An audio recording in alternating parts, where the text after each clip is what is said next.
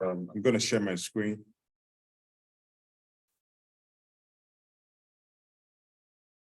Yeah, so I hope everybody can see my screen.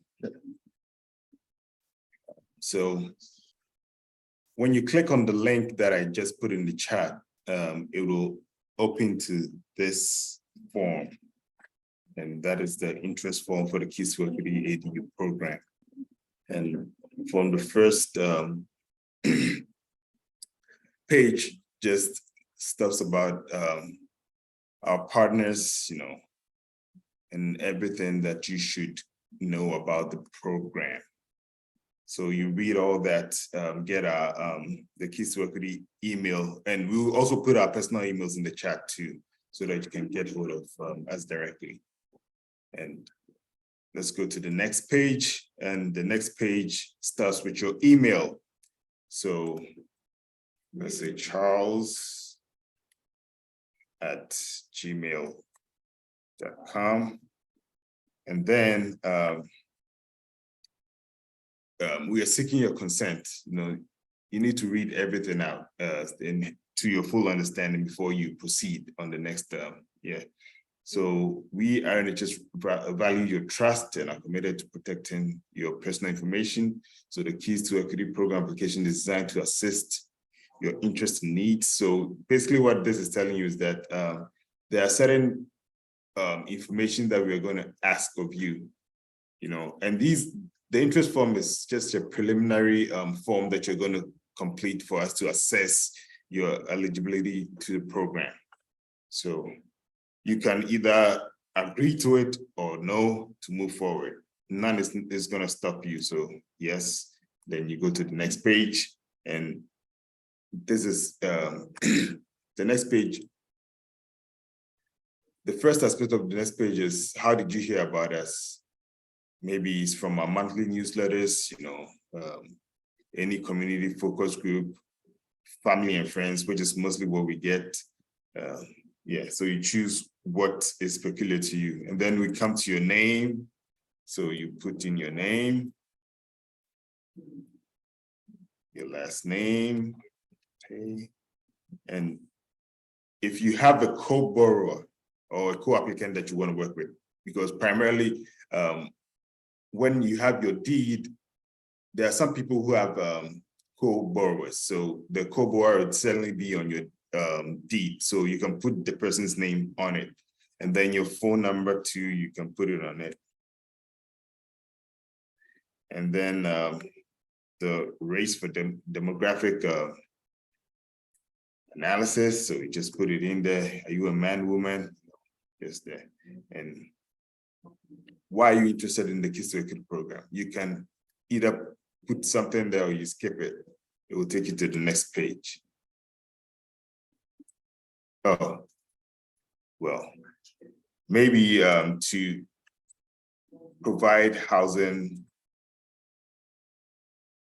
for family.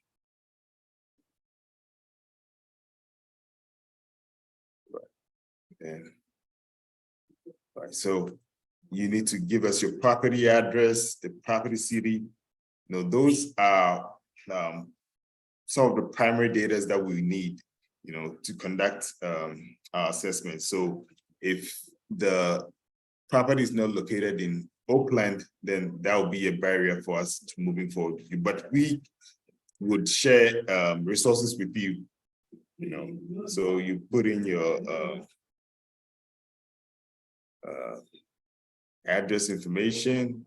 I live in Saliendo, so that is populated. Don't worry, you don't need to worry about that. It's a flat land.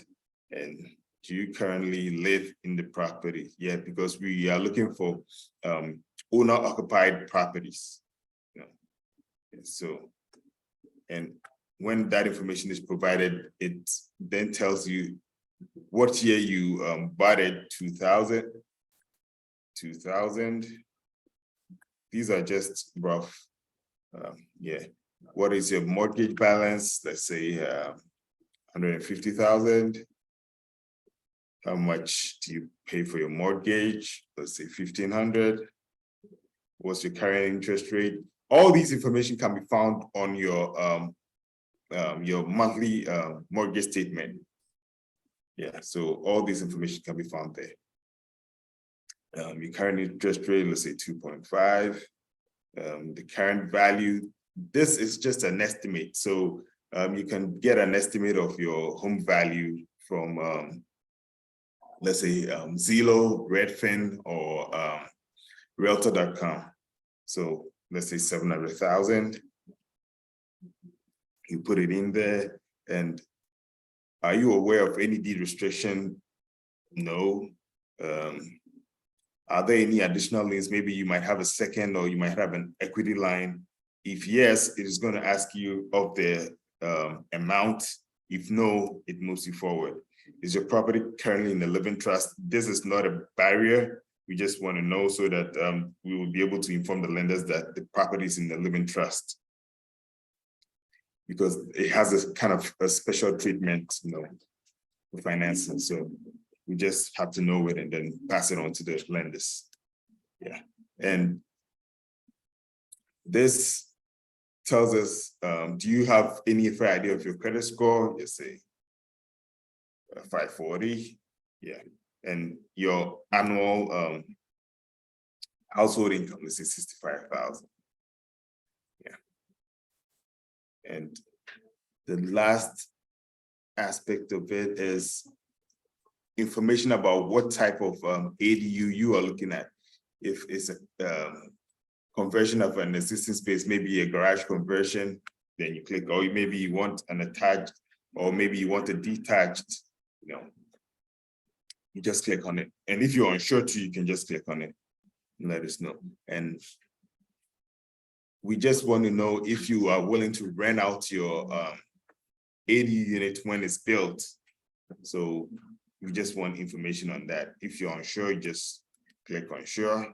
And will you be seeking financing? Some people, there've been a lot of people that we've worked with who have their own financing and they just want to move forward, get access to a general contractor to work with. So if you have a financing, we can work with you. If you have your own general contractor and you're looking for financing too, we can also assist you get financing. So either of it, you just click it and then submit and you're done. Yeah. So I guess this is just how the interest form is, and these information help us assess your eligibility and what we need to look out for in moving forward with you. And if there's anything that we would need to clarify after getting the information that you provide on your interest form, we reach back to you and ask you for clarifications. Yeah, so if there's any questions, I'm open. I'll stop sharing my screen. Any questions? Yes, I have a question. What's the baseline credit score for lending? It looks like. Are you taking questions now? Yeah. Okay, so Yeah, I saw there's a baseline, right? So there are two product offerings. Okay. Oh, no. Yeah. I think that question is from Jerome, and David is also trying to ask questions. So it's kind of, yeah. Oh, okay, so I saw the interest form. Sorry, David, I have my volume. Sure, I saw the interest form, and so there is a place in there for household income. Is there a for financial, getting financial resources? Is there a lower or upper threshold for household income? So for the Kids Working ADU program, what we are looking at is 80% AMI upwards. But from the people that we've worked with, we've realized that there are some people who are below the 80% AMI, but they have lower debt and can move forward with their ADU. So if it happens, so we'll be able to help work with the person to get financing. But the general guidelines for the Kids Working ADU program is 80% AMI upwards. Okay, thank you.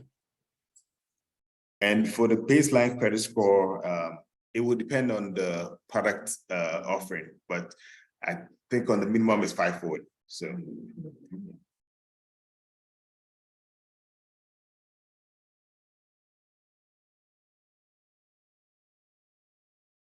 Okay, you all. Well, Charles, thank you. And thank you, you all for the questions. Continue to let us know if there's a bit of an echo. We're in a tight space today, so please let us know if there's an echo. We'll continue to work around it. Thank you for those of you who have. This is another question in the chat, Charles, so I'll go on mute. So you can answer that. Yeah. What about building a fourplex? So from the experience I've had so far, the lenders do not lend to fourplex.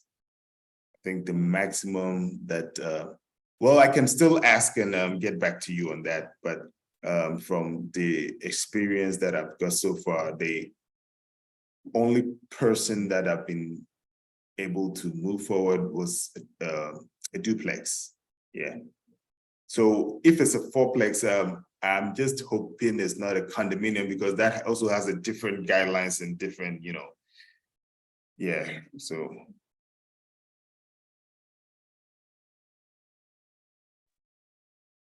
Thank you, Charles. Yeah, just touch on a little bit of that. Some lenders might consider it more commercial in terms of lending, so they might just consider it more risky, right? Once we get up there in the units, and also some lenders might think of it more of it as an investment property, and they don't want to lend to investors. They want to lend to actual homeowners who are the primary residents. So sometimes we can work around it. I think one thing we can do is if you were like, we can show you show that you're the primary resident of like the fourplex, then there's some things we can work out. But the lenders really want to make sure that you live there. You're not just like an investor trying to build an ADU for the low, right?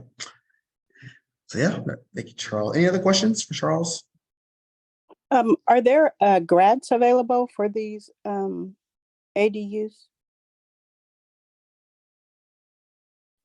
Well, currently, no, because the only grant that was available was the College FA grant pool, and that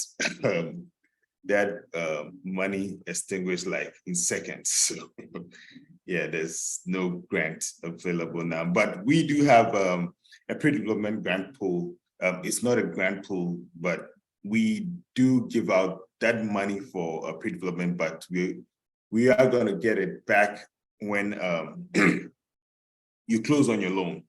So it's a revolving pool.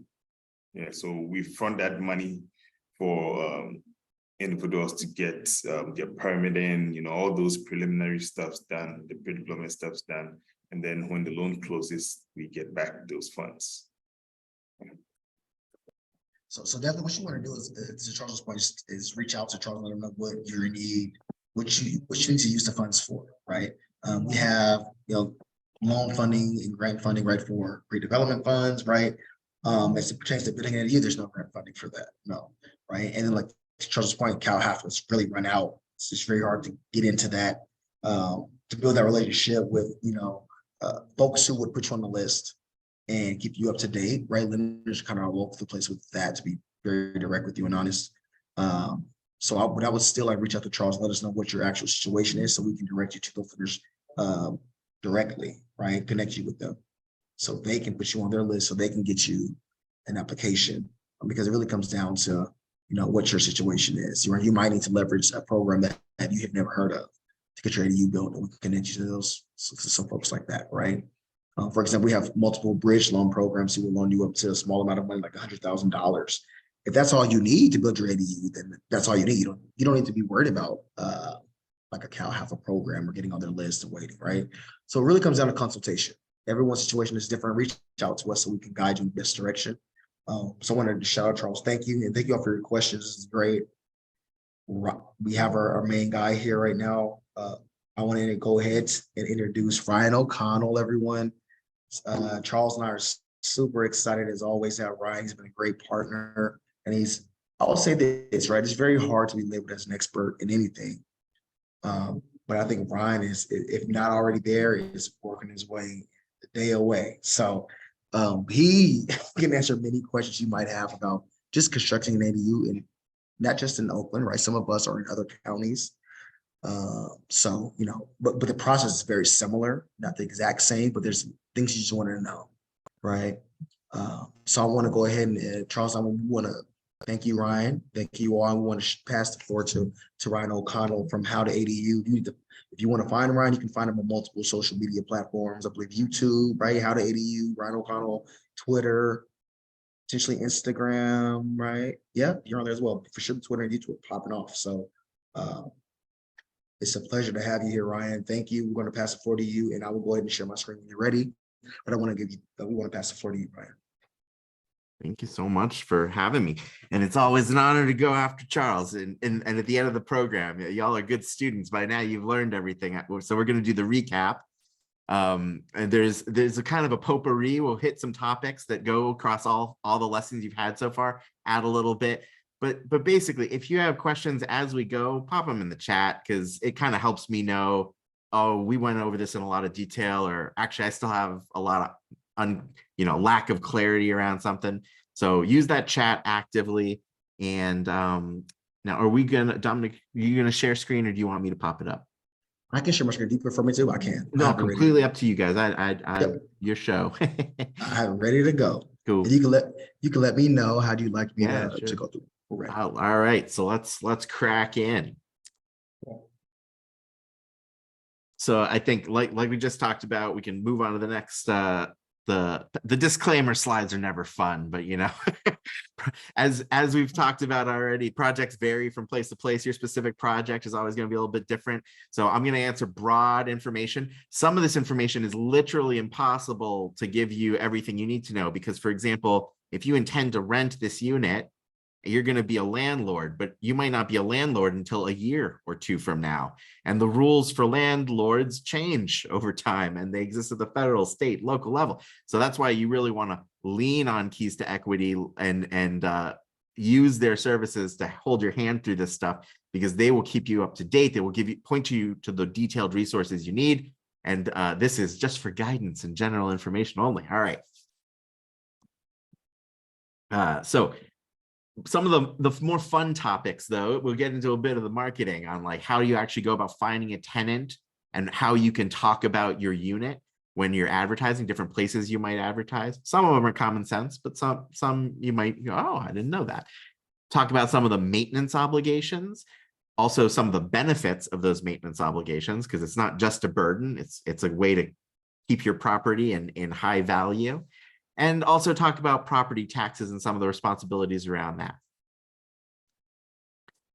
So when it comes to finding a tenant, this is a very, very important time to invest a lot of time, because the tenants you pick, you might be living with them for a long time, and you're not just a commercial landlord with some investment property somewhere. You've got somebody potentially in your same structure or in your backyard.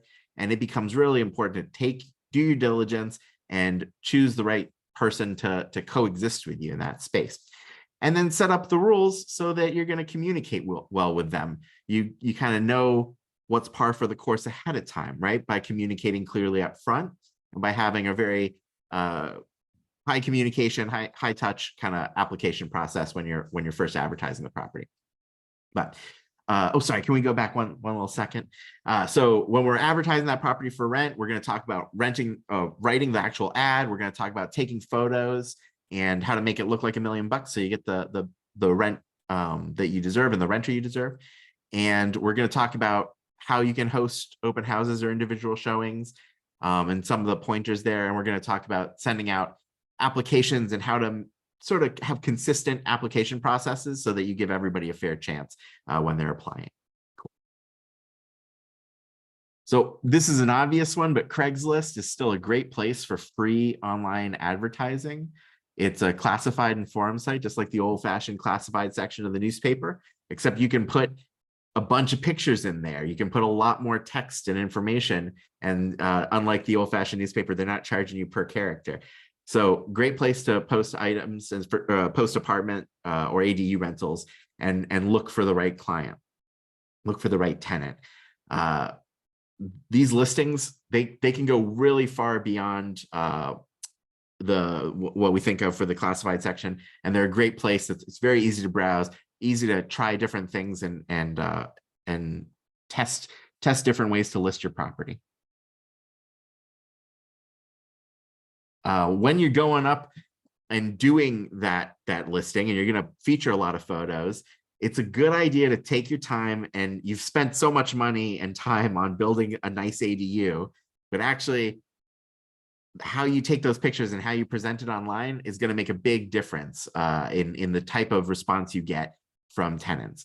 So you want to take the time, we call it staging, you know, putting nice furniture, getting the right light, maybe putting in window treatments or curtains and stuff, you know, having everything ready for the photo, at least, even if you're not providing a furnished apartment, maybe just moving some furniture into the ADU so that people can visualize that's where the bed goes. Oh, look, there's a TV. I could put the TV on that wall. That kind of stuff makes the unit look really sing in the listing if you're not used to doing that stuff already.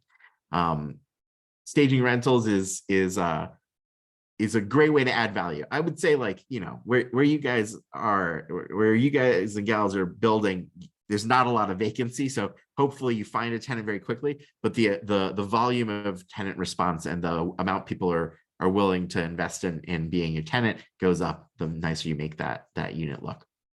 I'd also say, like, it doesn't matter as much on brand new properties, but sometimes you see people put up old pictures or pictures of very lived in units, and taking the time to clean out and make sure something's proper between tenants makes a big difference too. It's just, we can't help it when we see pictures that are kind of like sloppy or completely barren, or maybe they're rough pictures during construction. Our imaginations go crazy, and that creates a really bad first impression. You see something that looks like $1 million and you go, oh, I really want to live there. So that's why we stage. Location, you've heard it before, location. It's the other thing that influences people a lot when they're choosing where to live, especially, I think, you know, ADUs are often not somebody's forever home. They're like a big step for their next milestone, their next location in life. And so practical things can really push a listing really high and above. So if you think about what are you located near that makes your unit appealing, if you're walking distance or relatively close to things like grocery, things like public services, like government offices, close to a transit station or a bus line, a good bus lines that people would recognize, things like that make a huge difference.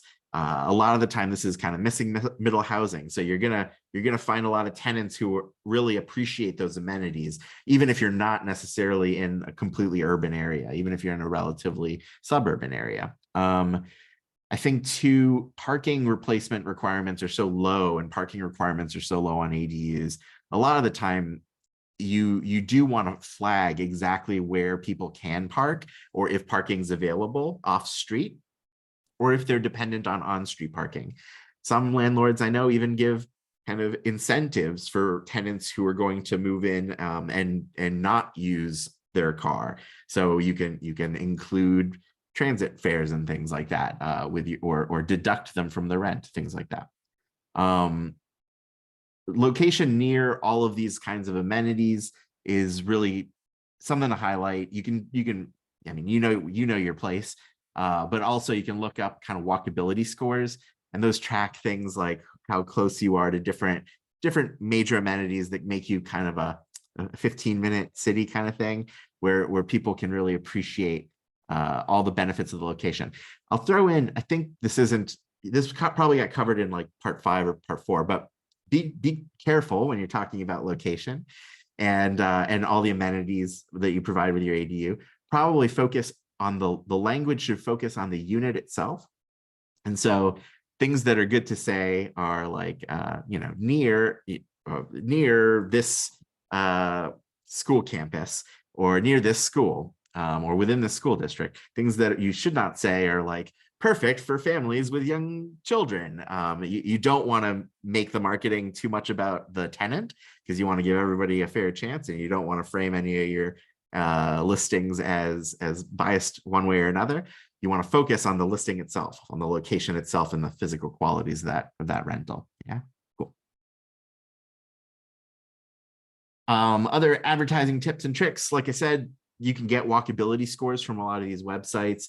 So you could Google walkability score, and there's a bunch of different places that'll hook you up with the distance you are from certain things. Like I said, you know your own place though. If I look at my own house where I'm sitting's walkability score, it ignores some of the things that have happened in the past couple of years in my town. So use your own common sense and knowledge on the ground to really feature all the cool stuff about your unit. And also, like we said before, use good photos with good lighting, makes things look very open and spacious and clean and new. Make sure you take a bunch of pictures. The easiest way to take one good picture is to take 9 bad ones. And then get all that unit stuff together to make the rental really sing. It's like I said, overinvest today on this part, because it's one of the bigger decisions you're going to be making is choosing a tenant. All right, screening tenants. So this is the process a lot of us have been through as renters, but not a lot of us have been through as landlords. So you want to be able to, this is a process where you will be able to accept and deny rental applications, but you need to be sure you're complying with all the applicable fair housing laws. The spirit of these laws is to prohibit discrimination based on certain protected classes, including race, color, nationality, age, sex, and familial status. But there's other criteria too. One of the easiest ways to show that you gave everybody the same opportunity during the application process is to keep your application and processes very consistent and documented. So, it's great to have an in-person interview. Sometimes you'll have that opportunity. We'll talk about it a little bit later. But when you're doing that in-person interview, maybe you want to have the same 3 questions that you ask everybody. And you can have a normal conversation between each of those questions, but you really want to keep that structure. That's one way that when you're later, if you're in a position where you have to explain what your application process was, people will say, okay, well, this is a person who understands that they need to have a fair process, so they have 3 questions or whatever number of questions it is. And it just shows you that you're always trying to have a process and a fair, give everybody a fair and equal chance to see the unit and present themselves to you as a renter. You also have the ability to run background checks and look at certain parts of applicants' rental history. And that's another process, I'd say, like we said at the top, lean heavily on keys to equity, lean on local advisors, and stay up to date with the laws, because these things change over time. Just during the pandemic, there were 2 or 3 changes to the eviction moratorium that are kind of perfect examples of like, it becomes a full-time job. So you really need to spend a lot of time leaning on other people who do make it their full-time job to stay on top of the laws, so that you're in the loop and you can do your job as a responsible landlord. When you sign a lease agreement with your tenant, this is one of the big final steps before you fill this unit. You're gonna find an applicant who meets all your qualifications, went through the application process, and you're like, this is gonna work.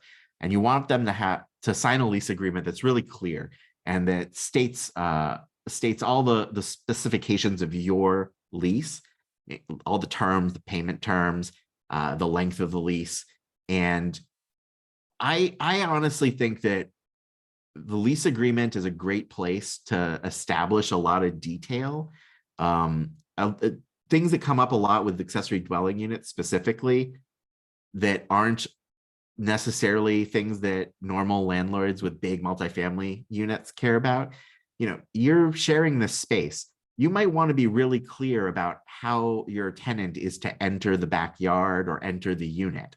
What path is theirs and what path is yours. If you have a front yard, porch, part of a driveway, and you expect to be able to use that all the time, maybe you want to say that this is part of the primary home and it's not part of the rental agreement. You might want to have a lot of detail about things like when trash goes out to the curb, where the trash cans should be placed when they're not out on the curb. You might want to have quiet hours on your property, right? These are types of things that conventionally large apartment buildings don't need, well, everybody cares about trash, but there's a looser policy. Whereas in my experience, once homeowners become landlords for the first time, a lot of these things pop up. But you don't want to just write those into a lease agreement in your own words, because it is very easy to write unenforceable legal language, because we're not lawyers. I'm not a lawyer. So when you have a legal agreement like a lease, you really want to make sure that it's language that's been looked at by a legal professional, so that they can make sure that it's enforceable and it protects both parties and it's really clear. You also want to sign and date that lease so that everything's super explicit, and you want to provide a copy to the tenant and keep a copy for yourself, which you store securely. A lot of the time on ADUs, people are like, well, it's my family member, and I don't need to do all this, Ryan. And I would just say, if it's a family member and you're like, it's not worth the fuss, I would still get a boilerplate agreement and do the work to sign it, because you never know what's going to happen in life. And I unfortunately, I've seen a lot of situations go sideways where a family member, because of a change in familial status, or a romantic breakup is quite often the cause, things happen, and individual tenants they might not even be your family member. They were somebody staying with your family member, but all of a sudden they are in your unit, and they're claiming that they are a legal tenant of that unit. And if you don't have an agreement that says, hey, this is the person who's renting, and any guests who stay more than 3 weeks need to be approved in writing, stuff like that, if you don't have those kinds of protections, you're opening yourself up to whatever surprises may follow. So no matter how much you love the in-law or the family member you're putting in that unit, I would highly recommend speaking to a legal professional and getting a real agreement together. And if you don't have a lawyer, that's fine. Like they have boilerplate lease agreements just as a starting point that you can get online. You can buy like block pads at like office supply stores even. So there's opportunities to do that even on a budget. And then it's just important to know your tenants' rights and to keep them in mind. I think, like I said, the fair housing laws exist at multiple levels. There's national, federal laws, there's state laws, and there's local laws. These links are helpful, but it's not like you read them once and you become an expert. You just kind of have to stay involved in this, because this is a major source of income for you. And therefore, it is also your responsibility to be a good landlord and to know your tenants' rights. And you want to be on top of fair housing, which again is in spirit. It's giving everybody a fair chance at housing. It's not discriminating against people for anything that is in one of those protected classes, which would make it harder for them to find housing, which would give them an unequal opportunity to find housing. You want to be aware of your repair obligations as a housing provider. And that's kind of a dual, that there's two good examples. One, you have a responsibility to keep the unit livable. So you need to go in when a tenant says, hey, this is broken, you need to fix that in a reasonable amount of time to provide them safe housing. At the same time, the first thing, the fair housing part, prevents you from just barging into your tenant's place unannounced and saying you're checking in on the status of the unit. So that kind of example of those two extremes shows how important it is to have a good line of communication with your tenant, because you really want your tenant to tell you when stuff is going wrong. The classic example after this rain we just had is if a tenant gets a leak. This isn't as bad of a problem on new units, but bear with me. If a tenant gets a leak and they just put out a bucket and they're like, I hate dealing with my landlord, I'm not going to tell them, I'm just going to put out a bucket, catch the leak. They've solved the visible part of that leak by putting out the bucket. but now there is water somewhere in that building. And so you as a landlord want to get in there and figure out what was causing that leak. Is there humidity? Is there damage in the roof or in the walls? You want to get ahead of that stuff because you could fix it really fast and cheap today, or you could let it get worse and worse and worse because the tenant never told you and have to fix it later. There's a question in the chat. Thank you, David. Do the financial partners offer favorable interest rates? Can you tell me what financial partners you're referring to? Are you talking about the Keys to Equity specific lending opportunity? Yes, I am. Thank you. Yeah, sure. I'll let Charles and Dominic speak to that because they're more familiar with the terms. But from my perspective, they're pretty good. Yeah, if you qualify, there's some pretty interesting rates. Do you guys want to pop in the chat? Yeah, there are certain factors that they all consider. So one would determine on your FICO score. So the more let's say the more numbers that you have, like 800, 750 upwards, the more favorable interest rate you're gonna get. And I think it would also depend if your loan is gonna be a jumbo, because out here, most of the properties out here, they eventually like turn into jumbos when you're trying to, so I think all those factors come to play, but it isn't far off, so there are some who, let's say, is 1% in addition to what the prevailing government rates. So it's 1% up to 2%. So it would depend. Yeah, it would depend. It's not like a straightforward thing. So. And you guys are still going through self-help credit union? Or yeah, we do have self-help. We do have cross-country with cool. Meredith. Yeah, she has some good options, products offering as well. And then we do also have Guild Mortgage, but they go strictly according to the FHA 203K, so it depends on your profile, so that we'll be able to refer you to the right, lender. Yeah, that's super helpful. And I think, the Keys to Equity approach of having 3 different lender or brokers or lenders to talk to is the best approach, because a lot of the time you would think that everybody has the same products because everything's so regulated, but that's not the case.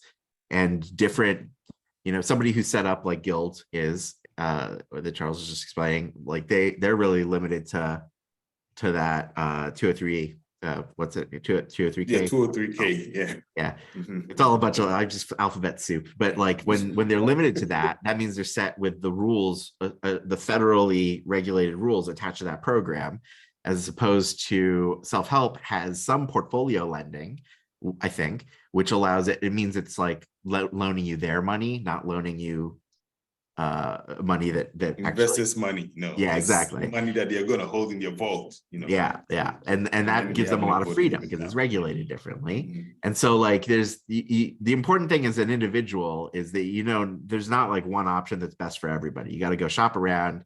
You lean on partners at Keys to Equity because they're good, and then but also check things out.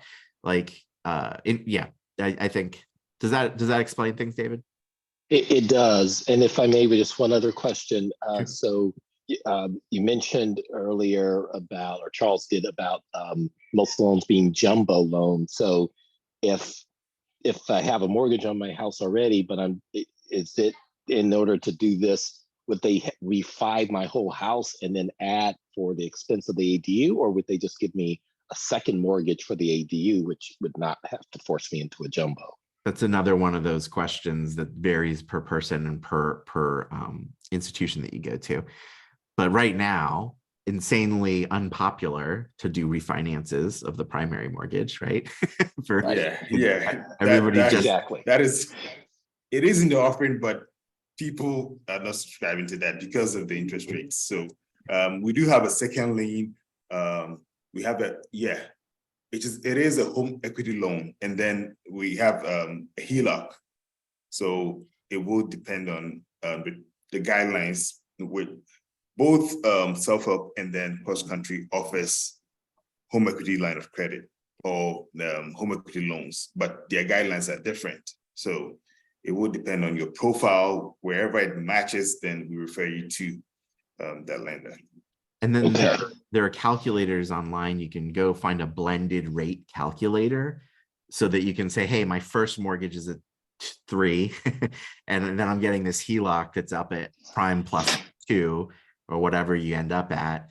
And here are the terms. What's my blended rate? Like what I'm essentially paying between the two without refinancing. And then you could compare that to what it would be if you just did a refi, which spoilers, never great right now. But like you could do that math for your specific project, the specific rates that you get offered when you're going around doing the rounds with all those institutions. Right. Thank you. Yeah, sure. Cool. And then there's a bunch of California specific laws which also cover fair housing, but we have even more protections. See the example from before, like the moratorium freeze. And it just, like I said, it's always changing. The state tries to do a good job by tenants, but it's also tries to protect landlords, especially small landlords. And so it's really important to know all these rules and to have institutions like Keystone Equity that you can ask questions to as you go, because they can hook you up with people who are on top of things. Next slide. So this says property maintenance obligations, but I'd say it's not just an obligation, it's a good idea. Property maintenance, it's funny because we think house prices always go up over time. And what's really going up over time is your land value, which happens to have a house on it. Your house, in a lot of ways, is depreciating over time, right? You need to put money into it to stop it from falling into disrepair. But because of the way land value keeps going up so much over time, our impression is that the house value keeps going up, and maybe it is.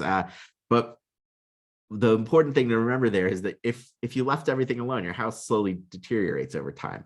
And doing basic maintenance, I will confess, as a relatively new homeowner, I was not changing out my water heater. I wasn't cleaning it out every year. I wasn't doing the filters as often as I was supposed to on my HVAC system. And sure enough, when you don't do that annual maintenance, things fall into disrepair even faster, and you end up with a nasty surprise. So think of this unit as an investment, putting a little bit of money aside each month for the predictable and unpredictable maintenance costs will help you, because you'll have a little savings account where you've got money to spend on the unit, and doing the predictable maintenance over time will save you a lot of headache down the road. You know, it's small stuff like clean the gutter every year, and if you don't do that, you end up with disrepair much faster. So it increases or stabilizes your property value. It reduces tenant turnover because tenants like that you're doing it too. It reduces the number of emergency repairs because emergency repairs can happen. It's not as bad on new units, but it still happens, especially if you don't take care of things. And it extends the life of things like flooring, appliances, and fixtures, which you gotta need to replace things eventually, but proper maintenance means you can keep them a lot longer. Change the filter on the washer, you know, things like this are important. And so if you're very organized, you can do it yourself, or otherwise you can hire a property manager, but it's a good idea to get it scheduled and get it as part of your routine. Now that once you become a landlord, you never want to be caught flat-footed and be responsible for a $10,000 repair or, you know, a several $1,000 fix that you don't have the cash for, but your apartment needs the fix or the tenant can't live there. Then you're caught in a real bind and your asset becomes a liability. So be careful out there. So make sure the property is up to code, inspect it annually for all these issues that may not be easily identifiable, and just perform that routine maintenance. Make sure somebody's taking care of the property. Make sure if you're not doing it yourself, that you've hired somebody to do it, and keep a checklist and track it with monthly, seasonal, and yearly tasks. It'll feel a little bit like a job, but you're getting a bunch of money from the renter. So that's why it feels like a job. It is a job. Here are some good examples of the monthly, seasonal, and yearly tasks. Highly recommend a screenshot at this point, but you can always ask your tenant on a regular basis. Often it makes sense to do it in writing. You can set up an automatic email sometimes, and you go, hey, do you require any maintenance or pest control services? Have you tested the smoke and carbon monoxide detector? Have you used the fire extinguisher since our last check-in? And if everything's clear, then everything's clear. But if they say, oh yeah, we did have to use the fire extinguisher, you're glad you asked. Then there's some seasonal stuff like checking for water damage leaks, especially after like the atmospheric river we just had. Looking at roof after wind, again, not super essential in brand new units to do this seasonally, but if there's a big windstorm, go check. Or pay a professional to check if you don't want to be clamoring around on your roof. Clean the gutter, trim the trees near the structure, power lines and property lines, stuff like that. And yearly, examine shower caulking and grout between tiles to prevent mold and mildew, change the filters in your forced air systems. It says twice a year, that's at a minimum. Flush the water heater to remove sediment and all that jazz. If you hire a property maintenance team, they'll do this stuff for you. If you don't, you should make sure you're doing it and you're scheduling it. Okay, property taxes. I'm going to do the disclaimer again. I am not a tax advisor. So you need to talk to a tax advisor about the tax implications on your unit and when you're paying things, both the property tax for the whole property, which includes the ADU, and then for the tax implications related to your rental income and any costs related to that income. So having said that, broadly speaking, property taxes are generally handled within your escrow statement, and they'll be reflected on your monthly mortgage. At least that's one way the mortgage can be structured. The information below is shared in the event that you need property tax information. When you receive property tax bill following the completion of your ADU, remember you're going to be based on the current property status. So essentially, you're going to be taxed based on the larger square footage. The way this tends to work, it varies by county, but it tends to be that the primary unit does not get reassessed at all. Like if you bought that 40 years ago, the county should not reassess that tax basis, but the additional square footage, the ADU, the new space, that gets an additional assessment, which is added to your basis in general. Talk to your county tax assessor for details. Property tax due dates twice a year, first installment November 1st and second installment February 1st. But again, a lot of times people manage this through their mortgage and have an amount that they set aside each month, which goes to the property taxes. So like talk to your mortgage provider about that, talk to a tax advisor about your tax implications, and talk to your county about how the taxes will be assessed, if that makes sense. Okay, and now hit me, all your questions. Oh, Carol, you got one already in the chat. Do you suggest turning a detached garage into an ADU? I am always cagey, and so we'll hopefully you'll play along with me, Carol. It depends on what you're trying to accomplish with the ADU and what that current detached garage is like. But yeah, there's a lot of people I talk to where at the end of that conversation, and so feel free to put in the chat if you want to give me more information. But a lot of the time when you have that conversation with people, the end conclusion, some people, it's, I wouldn't try to turn that detached garage into an ADU. And on other people, the answer is absolutely. That's exactly what I would suggest doing. If you don't give me more information, I'll say the commonalities are, if a detached garage is kind of, let's say it's a real rickety old garage, you can kind of go out there, there's a slab, but if you kind of kicked at the bottom of the slab for a little bit, you put a shovel down there, it doesn't go down deeper than that. Maybe you can see through the walls, right? Like there's some wood boards, but there's no insulation. You can see sunlight coming through. And maybe you look up and the roof isn't like the attic of your house where there's like these structural trusses. Instead, it's just kind of like a couple beams And you're like, this is one step better than the hay lofts they were creating in the 19th century. If any of those is true, you're going to basically be tearing down the garage and rebuilding it from scratch. So like, it's like the garage is an extra cost. There's still some advantages to that, because from a planning perspective, the planning department might say, hey, it's a tear down and replace, but you get to use, let's say it's a 6-car garage. I don't know, I'm making it up. So it's huge. You get to convert that whole thing into an ADU, even if it's a tear down and replace. So you might call it a conversion, but you're actually tearing it down. On the other hand, you might say, well, Ryan, I have a big yard, and that if you're telling me it's more expensive to do the rickety garage than it is to do a brand new thing in the corner, let's do the brand new thing in the corner. Okay, so that's one example. Carol says it needs to be rebuilt. I don't want to take away from the home value without having a garage. It's true. Yeah, so this is another great point. It's hard to, there's not a lot of data yet on reselling homes after the ADU has been built, because most people who build these hold them for a while. And California has only been really going full steam for a couple of years. Having said that, in Portland, there's a lot more data.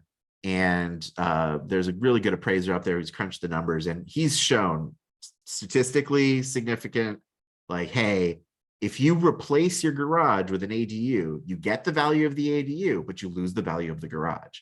And that's reflected because people they do contribute value. Garages contribute value in the eyes of a potential home buyer. Having said that, the ADU is worth a lot more than a garage, especially in California, especially in Alameda County. But it is a thing. So if you've got the option, you would, I love spreadsheets. Build a sheet, put in a column that's garage conversion if it's easy, garage conversion if it's expensive, and new construction. And then go get a builder that you trust to come look at your garage. I mean, in the story I told, you don't need a builder. That's garage conversion hard. But if you're not sure, and most of us don't know this stuff, right? Get a builder to come and look at your thing and make sure it's somebody you trust, somebody who's worked in the county before, worked in that jurisdiction before the city. And they'll tell you like, oh, you could save this, you could do that, or now there's a start over. And don't be surprised. Cost of labor being what it is, it's often a start over in the East Bay. Cool. And then on the other hand, what I gave you the horror story, which is very common. I'll give you the heaven story, which don't count on this happening to you, but like, it happens. If you have an existing structure and it's the opposite of what I said, like you put the shovel down and it's got like big, like it goes deep, it goes 8 inches down there, and it's still concrete. And you go, oh, maybe I have footings under that slab. Maybe I have a real foundation. And then you go and you look and you're like, no, the walls are they're stuccoed on the outside, and then like there's wood frame on the inside with drywall on it, and there's one place where I accidentally poked a hole in the wall and I can see there's foam insulation in there. That's the opposite. That's a really good story. Maybe you've got a really easy conversion. I talked to somebody once in I've talked to people in, I don't know if it's ever in the East Bay, honestly, but some people have very good news where the building inspector comes out, looks at the property, says, yeah, actually this is built up to standard. Maybe we need to open up a wall to see how it is in there, but the costs of conversion are really limited because they did a good job. Just do X, Y, Z, and they kind of give you a checklist. So there's the good story too. And when that's the case, like you definitely want to find out that for like, call it 50 grand, you could convert an existing structure into an ADU. That's a good news story. So yeah. Anything else? Hit me. I'm obsessed with this stuff. So I this is my chance to chill with people who have been learning about ADUs for like 5 hours. So bring it. Anybody else? What other questions do we have? Well, it's hard to get Ryan's time, right? He's very he's very generous, but hey, we have him right now. This costs $600 an hour for everybody else. You take advantage. And also, once you start to Google Ryan, you will realize like, wow, I had him right here in front of me. So whatever questions you have, ask while you can, but you can always, get in contact with Ryan through us or through his other channels as well, right? If you don't have. I won't charge you 600 either. I'm gonna put a couple of links in the chat. So if you like YouTube, that's the YouTube channel. If you like reading, this is the blog. And if you like videos, but your attention span is as short as mine, then this is the TikTok. What were we saying earlier? Instagram. There's some Instagrammers in the house. And I know That's you have a slightly Twitter as different well. handle. And what Yeah, we'll do, Ryan, is we'll share these out as well in our resource list. So that's something that you all will get, right? There's been multiple resource lists for all of the modules. Ryan will share them with you, and we'll share all of the lists with everyone who attended all of the modules, or any of the modules, excuse me. Also, while I still have you all really quickly, or remember, for those of you who did, we made this announcement the very first week back in April, which is that we're going to do a Route 4 gift card. For those of you who attended consistently and you got your name in the RSVP list. So we'll contact the winner. We're going to look at who showed up most consistently, who participated, but you will be contacted around who that winner was. But the big goal is for you all to submit interest forms, right? If you have questions before you submit your interest form to the program, contact Ryan or ourselves, myself or Charles, right? We can give you specific information for piece equity, and Ryan can provide you information just around construction in ABU, right? General information, which is super important. That sometimes it changes, but it rarely shifts from county or city to city, right? From municipality to from municipality, right? Certain things are just standard for constructing an ADU. To Ryan's earlier point, right? Building an ADU is very new still, especially to the Bay Area. So get in while you can, I would say, before it gets even more convoluted. Make sure you are keeping up with your housing laws, right? Certain things that will affect you as a landlord. But I'll pass it back to Ryan and then Charles if there's anything else. You good, Ryan? Charles, I'll put you. All good. Okay. Anyone else have last minute questions before we hop off? And again, this is being recorded, so you all will get a recording of this. And so will Ryan and Charles, and share out with other folks. Cool. Thank you all so much for providing this. It's very valuable. Love to hear it. Thank you all, Ryan, man. Thank you so much. Thank you to all the participants and attendees. Y'all are awesome. Ryan, you're awesome. Charles, you're awesome. Thank you, my man. Okay. Yeah. Have a good one. Go ahead and have a good one. Thanks, Ryan. Thanks, everybody. Bye, everyone. Okay.